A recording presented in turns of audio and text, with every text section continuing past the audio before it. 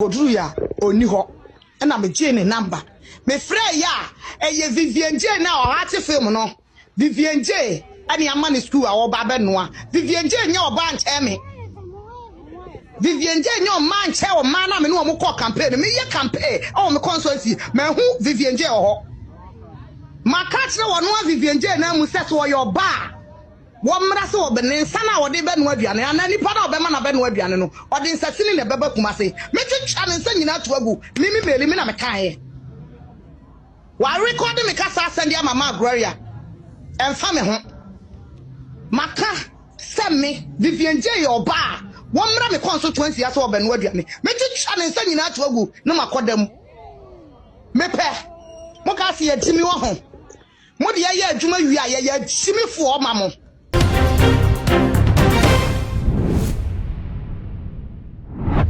So what online Ghana amanyo semu aya na so bo ba kwa Ghana for tai edebo amanyo for pa ne se wo petumi na ni sunku onya tumi ne so ani sunku ni titru ene grassroots for no wo mo e kire se aban no ansa na obeba nya tumi de ba aban mu no obeye campaign ne grassroots for na e na e hwea bom ene wo mo te penten kwa eye campaign akese ye pai bie ni etwa bi nsa ni etu bia so ni nyina ye se wo pe se ne party odom no e beba power face party nya bi power ni na so nya tumi na wo mo e kame se omo bua party ni free form no na party no ewe fi san semi nam so ama se me no ka say actress Vivian J o me che abewa mafia ne ho aba asem yi pa wo media no so afiti eno ane ne de wa trend pa ya wo ahafa no district amame bi wo che se ono eye NDC women organizer wo se wo ha na okoda sore ya wo se obi de letter aba ho se wo no na di school feed ne wo sa district ni na ahye ne sa se wo mra meye why na e di sa letter ne ba ya o sure se Vivian J o ene de sa letter no e ba na maame no e che se ye no ane sen na amen se wo no women organizer organizer e ma wo bro no so fanya campaign embrenti fifiri na obi mefa nkodi de ensi ntema or the tragic crowd to want interest se Vivian J so your ba na ni fi abaifo ye no na otunu na NDC constituency wa obeyi ni nse de free ho ene so pelon fish na short fish obi sa na anyo pe no na wo de ama no yes we the buama mo regional women's organizers na regional women organizer the buama mo national women organizer ye nyina ayaka bo mu the buama ma ye ho sabi obi nya akwala o party ni nya obi adea ye nyina ye dea ene ya form se ye party adwuma edi enti na beba se as a constituency women organizer me sanka me my appointment letter krampo eye yetimi ma obi ensa free Accra free Kumase na ne sanka na appointment letter no de na me constituency be pay school feeding aye kopenda asan ya pe ba bi obeda wallahi bakere wallahi bakere a obesi mi constituency sa obenu aduane me pa mo chawo awie ya na me constituency ni mu nyina your friend say headmasters ni na school feeding wo omo ho no nyina me wo bia number obi anso me wo me number me wo ho ana your friend say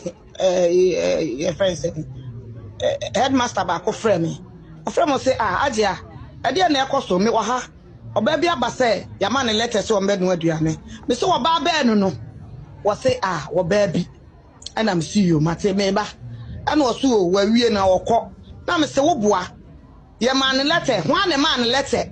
ene wo so letter no so no wo se letter no ma Gloria ene sign ye ene de letter no ma no se omra me no school feed na me se sa okay mate ena me de me tu ka ena me kodru ya oni ho ena me gye ne number me frɛ ya eye Vivian J na o hate film no Vivian J ani ama ne school a wo ba be noa Vivian J nya oba nche me Vivian J nyo man che o man na me no mo call campaign me ye campaign o me consultancy me hu Vivian J o ho makachre wo no Vivian J na mu set wo your bar womra so obene sana wode be no aduane ana nipa na obema na be no aduane no ode nsasini na beba kumase metwetwa ne nsa nyina to agu mimi meli mi na mekae wa record me kasa asende ama ma Gloria emfa me ho maka seme Vivian J your bar womra me constituency aso obenu aduane metwetwa ne nsa nyina to agu na makodam mepe mo ka se yatimi wo ho mo de ye adwuma wi aye yatimi fo ma mo monko na mo dakai mu ayeye monko na mo sifia kase ayeye yenye nkurasefo nya yatimi fo ma mo sa de bia we are me catch them. We are say, young fan ko baby. Dia wo ye bia one day wo be count say agugu na wagya hɔ akɔ. Dia nipa da sane dia wo ye bia wo be count say agugu na wagya hɔ akɔ. Eno achi ma ela mo se mpanifo ni nim ho hwe. Me wo hɔ na ela e frɛ me. Ye national deputy woman organizer send me why na ama me say to me ni say wono wo mo ama obi free national free akra ba ba no aduane me si metwitwa na me say oh yes mimi meli na me si metwitwa ni pakron sa to agu because me ko campaign ma hu ho eno amansemi aye hu we bi mu e kire se ne maame ne kan de eno ano no fi se ne wat potama na fe no onchi se odi bo mu ahwe ni so e kire se da bi party adwuma no eso ba akofo ne nse ni enso nyame ne kata ente bia na ne wo maame no wo ye na wonim se wo ye bi so hye ba bi o ye no well unti unu right bia so this are threat no e ba bonti eno abo maame no hu wasan aba abi defend the cause ansemi e na emeye se hu kunwa e ba bi de hu komo bi sa se so amanyofo no e ya na ye no mu de ye di agro ye no mu de ye agro atopre ana ya so mabunu ne ya na ye ma ye ni enna ho na ya na e de hu akwakoto mu so too much gh e na we bi so wo hwe message so nya subscribe to me so now the door na ka hu sa no upload me to mo to first person ya won sa ebetimi aka hwehwa ubehu I know you want to buy your Prophet Dr. Benigo Invisible Teaching Hospital. For your spiritual healing, please come to Nsawamu Ureku Liberty House, where the hospital is located, or Kingdom of God Ministry International or Twase. For further information, please contact the following numbers: 020-859-9576. Yes, if you didn't chat about Miss Uncle, then it's on Miss Uncle. Say, one more back power. Eya na ensemo mo catch grassroots for oh say ba adwuma ni hebmo adwuma ye ibe ye akwa ama mo ibe say afase wo na tumi ni we pe o hwa mo ni ho hu eno die na ya ne ko banisa. Okay, that go dedi kan me fanchi akase ma wahwefo na yenko ensem ni empempi no ya na nipa bi ta kan sa ti ye we e ma refi. Okay. Enti sati ye ma refie dia sa pepe na se konu. Okay. Eni ana se ni mu a ye de kwaje besia no nya sa no na ye de kotua. Nipa no opemu na firi ho no mu a. Oba in a way say oba ti se odwan enwuma. Na wo ba beji ha. Wa ye se pateku. Sa niema we nyina emwa ma oman ne ye niema bi nkoso. So my Ghana, oh my muna person near my queen mawa. There was a bribia, we will be grateful. Okay. Ma when ye answer the nipa ye mouth. Dear Obi Bayama be a ma when you so it's a yes, when you be a yeni papa pebias I get you. And Tiansan will be general one ye be a mount. Ma when you saw the nipa na ya mouth. And you bonia ye. When nipa were ye bonia, the Bible so a few of you. And Tia Bribia, let's see a masania man dear. Na ye koso ye kese wo niema bi ho ebeboa ye amanyo sam ya ade bi ama me se ukowuram na wa anya wadwene se anything goes ebe ubenya problem nipa no oba be bad obe ka kire wo no ayesoronko wo be wi ade obe ye no ayesoronko afi wo konso ade obe ye no ayesoronko eniema miensa enti wuti mamuni no enne sese wo ye de beboa wo de wo fi se wo be ye no wo be to ne sese wo ye si ebeto oba ye hwe de ekoso wo Ghana ha MP sahodo ene ewe ni ewura ha hwe brankrofo bre wa asase we so nanso ye be wie no unhu nipa ne kura no abisa ne se ene wo light kura enya problem to mehwe ma ye to mo wi ana omko enti sa wo na woti wo no wan hwe de beboa wo na wo di sika bi achi wo di papa ye bi a wa ya ma meritia bi achi a sana de be ka say wo short memory na nti ne e ma ne kasa because odi pa na wo ba no me ka say wo mu opposition no de e koso nyina ye huye afi wo ba be di akonya no e de na ese ko ne matro kana no wo sa de ye enti timemufo ne wo se de bia ne ma ya dwene koso ne hu ne se de bi se oni pa na o ba no ensam de no be ka kire me timemu ni e de na me ye sana na dan kwakufa do woni me John Dramani Mahama woni me party officials and government officials ahine nimu enti wo know yourself first before any other thing e wo my way mu enti kakra metimi aka fa sa question obisa me no e hono ma me dase afi ye nhwe asemo ene enu tie se ho kunye ye hwe women organizer ne bra abre ne painting for what we media so wo kasa kyerese Vivian Joe the letter aba say oba be school feeding e wo no district na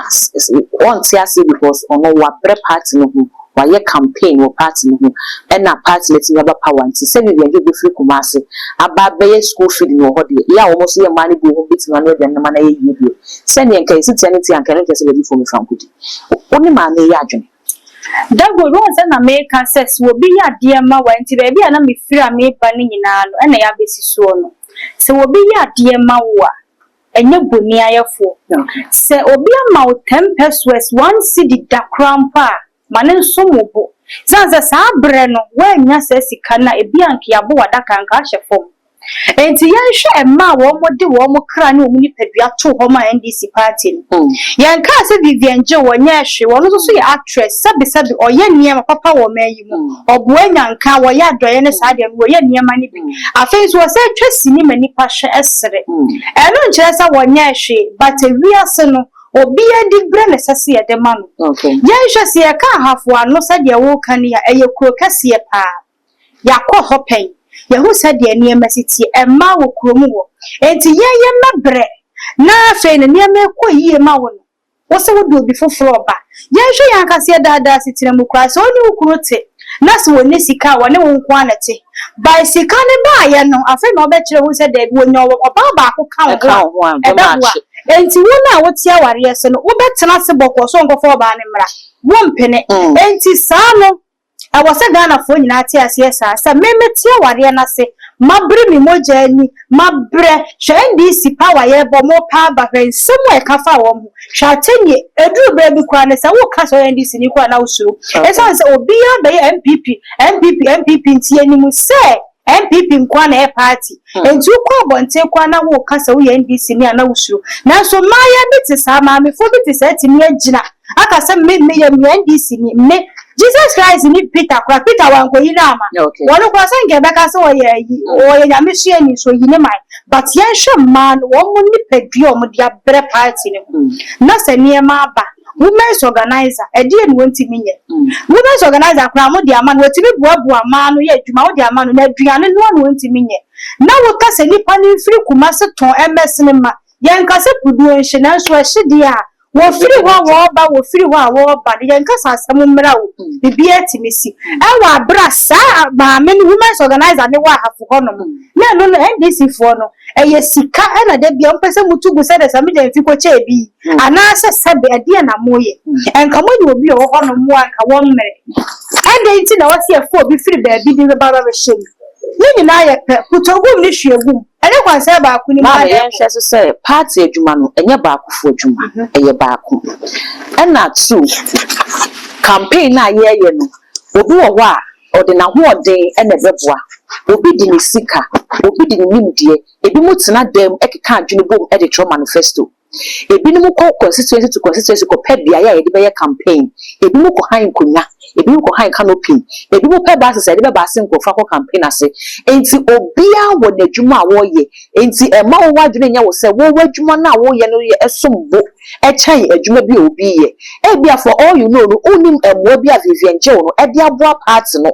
because aseni by ma me bia ba me Ruth ma me din wa ba media no saba be class Vivian Joe no ye NDC no 6 years enti at 6 years akola ketwa sa e di party na chi sa de ani ni hwe kumase mi a woyi nanim so ye NDC ni ye ntiga na ye hu ne to ye friend say Mr Beautiful okoyi nanim so ye NDC ni ho na ka ya ba e wo kumase enti so Vivian Joe e betimi ye nanim so ye NDC ni e wo kumase na wotimi support party na manaba power na say ye man contract na say wotina be bi ka say because ye women organizer nti because constituency wo ma wo nti e bi adwuma na so Africa na post ni yechiche e bia na ya fa school fee dey ama ye be so na sadia na me ne wonya dwene wo kwan bi so but anya ne challenge kwan so nyina de o mind say de be ko ye nti ne yepe ye nso kane amfa nse kane aduase ye de si kane adua ne so na asre ama obi ehu menu mienu ayeti we ye hwede etue ni wa ye nya huhumu fo ye ne NDC party ni mienu ni ekoso wo hono mo enti de etue ni wa e na ye hwe odi pa bia nso hwede etue ni wa Yanka sama me Vivian Jo wanya hwe wo party ni mu wo di party na chibi. Enti wo di akire bi wa boa de sika abo enti ne mfa pa position ne ma no. Na bi enti na wo de party na chi. Bi o da go se obede ne wedie ejina. Da ben enye na wo ka se ma me be se Vivian Jo le di NDC achi from 6 years a. Me no me anu nyina yete ha. Yet, ye shed ye near me quani idea, and now the obi se Vivian, maybe you not send no friend will show you so I catch to Vivian Joy NDC. And the man besides say Vivian Joy NDC, me more NDC people. Maybe the name, and he said the meaning the Sabbath paper will be so there or new Sadian. And to any partner in Nayajina tomb, our half for Honomo, yea, the women's organizer, shy you are my many day casa. Oh, my name, I want the casa. So position your party. I don't know. Or your women's organizer no timi boa ma no a de na kire se won timi nya aduane e ma nkwala ani obetimi aya ma nkwala adi enti se yakutogu mu yahwiegum na nyina be kobo ba akumu a Vivian NDC ni women's organizer NDC ni nyina nya ade kro na enti so be fa ka afiri kumase abepia hafo na me meti hafo hono mu a na me ye adwuma ni bi na ye di sika ne ma me obetimi aya adwuma aya aduane na ma na so na mo calculate cost from TNT afiri kumase abedu hafo no na tese se say a contract to crown as say or no na women's organizer wa hafo no mu enti de no feel say ye ama party no sika kakra dey aka ho no mu ye de bibu abati benya bi nsu wa akire na bibi ni a yen kare ni nyina nkonko shem because ye sisei anase ye sisei debi samemi wo ho no mu a me na mennim ni a ekoso okro ne so me na mennim se de okro na na mo sitie wo me wo fi kumasi a wo ba ne ye nyina ye wo party ba akunim na so me a me wo ho no me hu die hia kro no mennim de kro ni hia che de ofe akira wo ba me na mete ho enti ni panifo kwa aka se de obetena konfo boni otena ya afo ho no ye nyini bonyae esa se wono na so yare na no kakran nipa no obewu ndi wo mfiri wo ba bi a wo mra na wo mesa ne yare ne yebo abaso no wonya hwe obi na asoso ade ne so no baba ni misa se wo ye bema na wo mami no wa brabo ba ko ebra na wo ni hwe no no te wo ho ba ko so otena wo bra na wo ni hwe no mo wentimi amwafa bibia meka ho amwanye bibi ti anote wo ho hwe okoba na o hye wunkran odo enye hwebe ye nyame beye o wodo ye nyabotre e na ote wo ho saa e na ba ko ba wa brabom e na wo no hu se da bi be ma de wo se otena fa ko ye hye wunkran saa e na ono bu a wo pagya wo de wo si baby saa ma emi no ha na wo anka be yi hwan ma me saa ma yi mi no hwan na wo be yi no that good say ye ka amanyosem a oh da bi wo de yi ma asem na no ye so saa ma yi eye nkomo ni hwan na wo be yi oba watena be ma ama be ma na ye yi ene de wo no so tena ne ho ana anye yi me de enya bias na meye okay but se oba timi tena be ma ho wa bra be ma enye ye no otene ho a eno ma ho oba ko a wo ye okay ena wo na wo ba ya wo bebu a be ma na susu wo susu wo wadwene a wo de ye hwe me ma ye nipa bi a wo ma me won fa ho se woni sika no kra no wo ye dwe enti so oba na timi na kokoduro dwe ni nyina mu ne be ma ne te wan kasa no atena wo ho a na obi frinche abadi sika bre ni panama na sesa ne ho ayade a sika nya de nyina wo enti ne kwa se wo be yi ni otena wo ho ma na wo ni hwe na wo te wo ho na wo enti ya ye besides because women organizer oh ye women organizer our party President Jekufu former president was say ebeye so obeye a run boy our party our government mo change so obeye minister and as obekita obeye obekwa post bi our opposition party enti oye women organizer na obi nso aba beboa party no na yitimi the party na ba power no yes so oye women organizer our party our government mo change so wodi ahoye anu wo time na libre ebedi obi contract awanya achi amapa na mo so party na ya ni ani brasam ye kan wa hawo so wo de bibi ye mfato ho kire enti me so be ye mfato ho bi a kire wo so no boss na wa adwuma mu ye promote woda what man in China ye adwuma wo ko be 3 years ni kwabra ni mfiri ba bi ba ya ye beje enu ani ama ni position ne salary e de man ya double no ya peke bia ma na wode ye adwuma sister me no mienu ye nipa o enti nya hoya na wo de beka so but wo de ye wo beka sa se we di nipa na chi fie bebreni do wa ma wo se wo na wo ye head of all departments but sa niema na nipa na wo ba akire ni nya no we na bi all in the names yes nipa we de oya ade nipa we de wo some potentials bi nipa we de as our connections our links enti na oba ye na no within 2 months time ya peka ama no ya to the salary mu ya promote no we position no kwani asa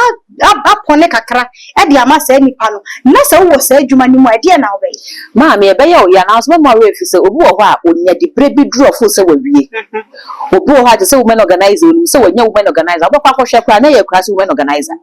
na onya national this national na wasa position e kan enu ntinu upgrade wo ho na me chese all the wo shey Vivian je wono ko he ni CV mu so what I say wa upgrade no fa to ho na ye e bia wo boss na wadwuma na no boss na ye adwuma wo upgrade wo ye short courses bi wa ye what skills bi wa penim de bia kan ye wo ho it's a basa ye po bia promote no ye po bia wa ko na ni mo bi ye be wo no wa upgrade wo te betim be sa position na ma ba nya me kan se oba mu fufuro no wo ba no wa upgrade no ho e bia wo to no diploma net wo no wo ba no okra degree no de aba enti woni ni pasa no mo nye pe enfa ho ne sina watena dwuma no ma che ono de ne certificate kwa na so che wo no e ba benya position na jaw enti say ya no de kasa na ya mo ya na e no wo mo upgrade mo especially ni grassroots form and a grassroots and no magic grassroots wa boso and wo mo nya wadwe so mo ko menim and no ti grassroots no ta fa ko wa wo nko wa wo ma e ma we fi ho se abaye dwuma no ye fa grassroots nkope ba se ba ne sa so na wo kan ne sa na wo so wan kan ye je se ye fa sa grassroots na edru de de na safo na so ne ko mo enu ti na me ka se mo wo se amanyofo no onya national onya wo be so bi be je wa to organizer wa ye ne normal one dia any position bi wo hono mo a hwede bia me kama sam se wo baabi yam promote say yam for pressure bi anto so kra wani pa no kra ntimi hu na me kwa sa metu na nka me kama o me kwa sa metu sa me good but sometimes we be on no here some little push enti ma me he ba bi o wo hafo hono mo na odi ya oni ani bre kasa no mama ne sa position we a little push bi no here o pia ne kakre because obi e here obi wa brabo we enti se wo tefa ko a wo na be hu ne se bi ane ma mfa de wo ya se obi anshow but se obi free baby be so won sam o ma wa little pusher obi hu sa fe wo ye ne ma kwa wo mre wo na wo kwa wanim sa eh nti me pa na metimi aye sei enti ya me na wo se to de bi aye mpanim fo no mo hye se ye di machi free nkura abremo na se ye di machi free the grassroots ni ye ba ye nyimi yo sometimes ni ye hu vision bi wo mu ye timi hu some potentials be say that be ni power oba obetimi aye say nipa we bibi woni mu enti wo se eta na chi enye onipa bia na di na chi enye leader bia na di na chi enti ye ntena fa ko se ye di nipa bia wo ye nipa hunu bi keka chi da bi ye hwe nipa sabi o wa adwene no adwene ye adwuma onim bia wo ye onim ye o pe wa asase we so se nipa no what do nipa bia bua na nya ya na me di wa chi a baba be dru se se de ma mi si kasa me kasa bi ko ba campaign na hodo a wo ye nyina wo ye kapre kwa ya fama no tesi di simpo ya fama no 20 cities kwa wenya wo mba wo ne se dabi eye ne party enti se wo mo ba power kwa na sabi ba bi o wo no ye betimi a promoting ama se nipa bi nimu na ye be hu na dwuma ya wo ye ne ama ne so na nipa ne ya to aba na wenyame ya adu manya bibia kama na wo de obi foforo na efiri kumase abasana ba hafo sister menu me de bia me kon se ya ye mfa ye hu nhye obi mu shoes mu ne ye hwa de se ye kase to de bia moma ye nyi ase gaga bi ni ade ye nyi free wo na ye speaking from reality cause de bia me kan say practical na ya na de ye kan say na ye kan say keke oh na say basa wo no say two na wo practice ya na be hu say de bi sa ma me no onam ya o o de ya na kasa e dis say ye be hwehwe sa na ma no e na we di ni sika boy we di ni say boy ne me so me de ma ahoden no e so bo che sika na nipa na de ba no body na me be bre body we dia ne dia ye adwuma dia nante awia so ape nipa mo ma be voti a convince of na ka sa no ko de da nipa so onya de ese da fo anse na be da obi ese da fo be ma po be bi na kwa ye do so ne ne wo ka sa da fo so be da enya mre obonsam ko garden of Eden no oba no na adwene mu awu nka bra obonsam bebre because so wo be da obi na nya asem ke to so be da nipa obi etimi ada nko fo me ya to aba ama ne ye nya NDC should vote awo mu nya ebi asida okay na se bibi say ni awo ba ya no e wo se nka wo mo se hyase ho ba bi o mo se hyehye nkrase no wo piapia wo mo na wo ba bedu landlight na se o matimi apushi mu yie na wo magigi din awi o manya o mo ho awie se tam ana mo sa de wo mo ba de na te so mo hyase no e he fa no ma me pokura nso togu togu mo so dia eno so nkyere se nsuo togu ma de bi so de bucket ko sa bi ko wo sa de betima yenhwe asem ye kosi enye maami die na aba de kana so MPP ba power be 5 months eni no amanfo start element ewo government no say wo mo eye ase wo mo nya position sisi ya no mo bo wani egu niam bi so XYZ or hinaba bo amabani wakasa asem ni bi yenhu asofo bi a past government NPP government omo ka asem ni before mo say omo nya power ni we na afi no mo we fi omochi no kwa ka ho bi na NPP for position recent government so ebi so kasa de form recently yakra sami de fi ko che dollars ikwa de na asem ne kwa ko say yakra grassroots woni mi omoti koku e na yen kanche mabunu no so wo mo hu ne say part no eba party be ko Ghana hanum say na NPP NDC e so from you be 16 years enti we be ko no grassroots for na be use wo but abaye dwuma no ye fa grassroots nkopeu ye certificate na de kwa kope even kwa mo aya na yesese mo gum ya national security boys police ni afa bi egum okodru mu a unkra certificate na abaye sesa ye be yi wadi enti die na yen kanche mabunu se wo mo enye fi se party na ye pe wo mo be omba power so a esikafo na de o musika bo a campaign wo mo yi sika me de koye campaign wo mo to t-shirt wo mo be flyers wo mo high back wo mo ne be de ka show mo amamate wo mo ka ansa na grassroots wo ya hwe mo na go dia member catch mabunu ne se da bia me ka ne se youth no mo na ye future okay enti no se what na se na wo se de ne emasi ko we ba na say na tie dia ye ma ye ni enko ye books ne ho okay ye nsua de esanse wo ye nipa na wo sua de abre bia wo nya new ideas cause the bia na the foforo wo book mu enti wo bia wo read na e ma wa dwene mu epie wo ye wide person wo kasa ba bia obegina obekasa bia na eti mu se there be this person is wide nipa we wo kanya sase nipa we na dwene mu do enti no enya ni nyina ne se wo family member bi e wo politics mu anase sebi wo wabrabo na wo live ni nyina no wo live wabrabo around politicians wo nim wo mo enti no be feel so reluctant say wo nya hwe sanse wo mo ba pe no ye be ma wo appointment dia yan kai hu ne say ahemfo chi ne bi didi bi achi enti se ne na wo party wo ho no mo the next time ne bi ana mako position se mo ko position sa no so aka hu ne say ye be yi wa firi ho enti se wo ya wo atumu anasa wo bi a woni no ho no mo say ha say the do baby say first na nke ye who you know but say ye who knows you and say obi anim wa e den so be nya di bere wo sai dwumadi anim but say de yadwene si so ne hu ne say o man we mu no bibia ye protocol de na so no adwuma bi ankrata ye adwuma ye mfa bibia anto ye chi ye nsua de yenko buku nim said ye captain so go asi yenko mene nim we de yenko buku nim na yensua niema ego buku nim na yadwene mu mie na ankoba ne say ye pempani fo bi sisi